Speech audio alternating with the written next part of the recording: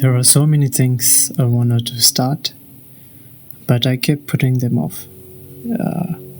I don't think we talk enough about how scary it is to begin something new. It's not the hard work, not the failure, just starting.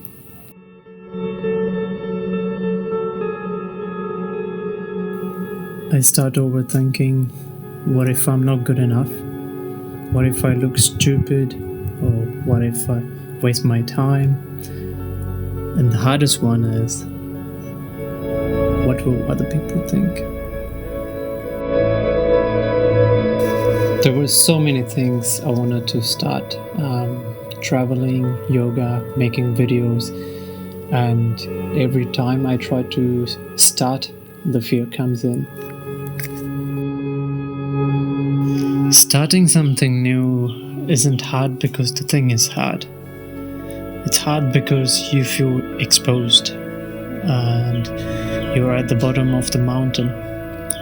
Trying means you could fail, be judged, step out of who you've always been. The fear doesn't disappear before you start. It disappears when you take that first step.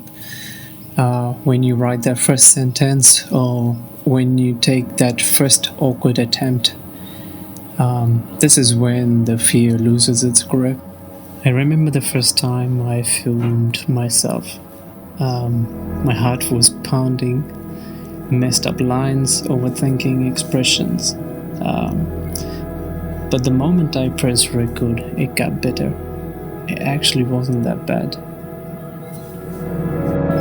So the real question isn't, what if I fail?